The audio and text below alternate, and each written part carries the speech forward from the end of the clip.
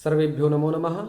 शमेषां समापर्पितानाम् आचार्याणां बन्धुबान्धवानां काव्यामृतमित्यस्मिन् आमुखपटले हार्दं स्वागतम्, अभिवंदनम अभिवादनं च वर्तते। आज हम लोग महाकवि भर्तृहरि प्रणीत नीति शतकम के 10वें श्लोक के बारे में चर्चा करेंगे।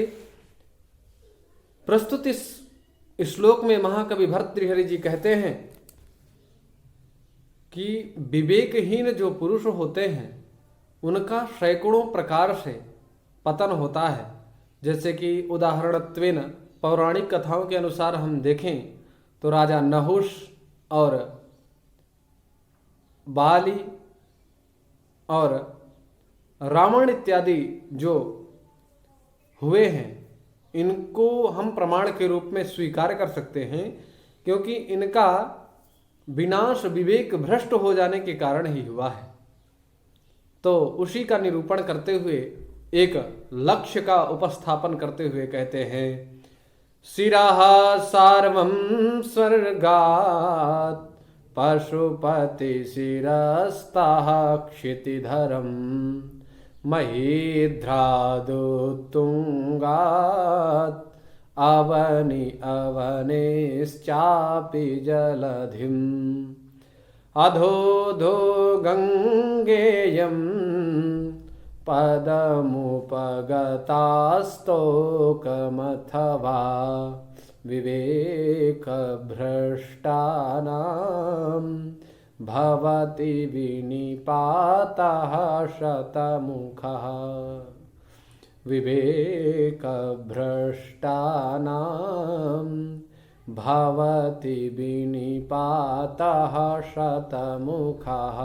अर्थात विवेकभ्रष्टानां भवति विनिपातः शतमुखः, यह सूक्ति कहाँ से उद्धृत है, ऐसा विभिन्न प्रतियोगिताओं में पूछ लिया जाता है। तो हम लोगों को जरूर इसको बुद्धिस्त कर लेना चाहिए, कंठस्थ कर लेना चाहिए कि नहीं विवेकभ्रष्टानां भवति विनिपातः शतमुखः, यह सूक्ति नीति शतकम के 10वें श्लोक से ली गई है। इसके बारे में हमें जानना चाहिए। आइए इसके बारे में हम लोग जानते हैं। कहते हैं शिरः सार्वम स्वर्गात्, गंगा जी की स्थिति का निरूपण करते हुए कहते हैं कि जब भागीरथी ने अनन्य वर्षों तक, अखंड वर्षों तक अनन्य भाव से तपस्या की, तब जाकर के भगवती भागीरथी इस धराधाम पर आई। वो धराधाम में आने का क्रम क्या है उसका निरूपण करते हुए कहते हैं, इयम गंगा, जो गंगा जी हैं, स्वर्गात् सार्वम शिवः, सार्वम शिरः अर्थात स्वर्गात स्वर्ग से, सार्वम अर्थात भगवान शंकर जी के, शिरः माने सिर पर आई। पहले सर्वप्रथम जब भागीरथी जी ने तपस्या की, तपस्या करने के उपरांत स्वर्ग से सीधे भगवान शंकर जी के जटाओं में समाभूत हुई है गंगा जी, और फिर पशुपति शिरस्तः अर्थात भगवान शंकर जी के सिर से क्षितिधरम, क्षिति पृथ्वी, धरतीति क्षितिधरः अर्थात पृथ्वी में जो स्थित है ऐसे हिमालय पर आई। सर्वप्रथम शंकर जी की जटाओं में आई, स्वर्ग से शंकर जी की जटाओं में, जटाओं के बाद हिमालय पर, और उत्तुंगात महिध्रात, जो उत्तुंग हिमालय है, अत्यंत पुंगव स्थान को प्राप्त करने वाला अत्यंत उत्कृष्टतम जो है, ऐसे हिमालय से अवनिम अर्थात पृथ्वी पर आई। और अवनेह च अपि जलधिम, अवनेह अर्थात पृथ्वी से, च माने और, अपि माने भी, जलधिम अर्थात जलधि माने समुद्र होता है। तो पृथ्वी के बाद समुद्र में समाभूत हुई, समाप्लावित हुई, और अधः अधः स्तोकम पदम उपगता, और धीरे धीरे नीचे नीचे माने निम्न पद को प्राप्त करती गई।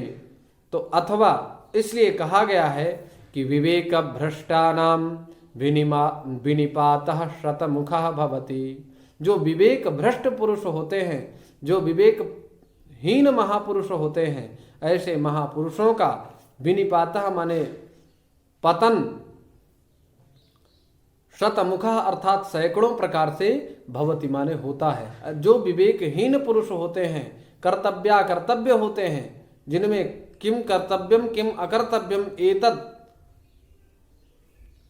ऐसा विचार जिनके बुद्धि में नहीं होता है, ऐसे व्यक्ति को विवेकहीन कहते हैं। और विवेकहीन पुरुष की इसी प्रकार की गति होती है जैसे गंगा जी की हुई। तो शिरः सार्वं स्वर्गात् पशुपति शिरस्तः क्षितिधरं महीध्रादुत्तुंगात् अवनि अवनेश्चापि जलधिम् अधोधो गंगेयम् पदमुपगतास्तोकमथवा विवेकभ्रष्टानां भवति विनिपातः शतमुखः। इस प्रकार से हम लोगों ने इस पद के बारे में जाना। आइए पदों के विश्लेषण के बारे में चर्चा करेंगे। शिरः, यह श्री धातु से का प्रत्यय होता है, तो शिरः यह पद निष्पन्न होता है। सार्वम अर्थात शिवम। स्वर्गात, यहाँ पर ऋज गतौ या फिर ऋज स्थानार्जने उपार्जने भर्जने, ये ऋज धातु जो है इतने अर्थों में है और इससे घई प्रत्यय होता है, तो स्वर्ग यह पद निष्पन्न होता है। तस्मात् स्वर्गात ऐसा पद निष्पन्न होता है। पशुपति अर्थात पशूनाम जीवानाम पति इति पशुपति। और शिरस्तः श्री धातु से श्री इस धातु से अशुन प्रत्यय होता है, तो शिरस यह पद निष्पन्न होता है। और तसिल प्रत्यांत यह पद निरूपित किया गया है। महीध्रात महीम धरतीति उतवा महीम धारयति, इस विग्रह में ध्रीय धारणे धातु से का प्रत्यय होता है, तो महीध्रः बन जाता है। और तस्मात् महीध्रात। उत्तुंगात, उत्तुंगात अर्थात प्रकृष्टम उत्कृष्टम तुंगम यस्य, यहाँ पर प्रादि समास है। अवनि यह प्रथमांत पद निर्देश किया गया है। अवनेहि यह पंचम्यंत पद निष्पन्न है। और जलधिम जलम धीयते अत्र, जलम धीयते अत्र यहाँ पर डुधाई धारण पोषण यो धातु से आधार में का प्रत्यय हुआ है, जिससे जलधिम यह पद निष्पन्न होता है। गंगेयम गम लृगतौ धातु से गण प्रत्यय होता है, तो गंगा यह पद निष्पन्न होता है। गंगा इयम यहाँ पर गुण संधि कर दी गई है, तो गंगेयम यह पद इस प्रकार से लिखा गया है। पदमुपगता पदम, पदम उपगता, उपगता में उपसर्ग पूर्वक गम लृगतौ धातु से अक्ता प्रत्यय होता है और स्त्रीत्व की विवक्षा में टाप हो जाएगा तो उपगता बन जाएगा। और पदम पदगतौ धातु से अच प्रत्यय होगा तो पदम यह पद निष्पन्न होगा। स्तोकम ष्टुई स्तुतौ धातु से घई प्रत्यय हो जाएगा तो स्तोकः यह पद निष्पन्न हो जाएगा। विवेक भ्रष्टा नाम, विवेक विचिर पृथक भावे, विचिर पृथक भावे धातु से घई प्रत्यय होता है तो विवेक यह पद निष्पन्न होता है। और भ्रष्टा नाम भ्रंशु अधः पतने, इस धातु से अक्ता प्रत्यय होता है तो भ्रष्टः यह पद निष्पन्न होता है। और षष्ठी बहुवचन में भ्रष्टा नाम ऐसा पद निर्देश किया गया है। भवति भू धातु हो लट लकार प्रथम पुरुष एक वचन में भवति यह पद निष्पन्न होगा। विनिपातः घयंत है। विउपसर्ग पूर्वक निउपसर्ग पूर्वक विनिउपसर्गद्वय पूर्वक पतलृपतने धातु से घई प्रत्यय होता है तो विनिपतनम विनिपातः। शतमुखः शतम मुखानि यस्य तथा भूतः शतमुखः। इस प्रकार का इस श्लोक में विविध पद विश्लेषण निरूपित किया गया है। हम लोगों ने इसके बारे में जाना।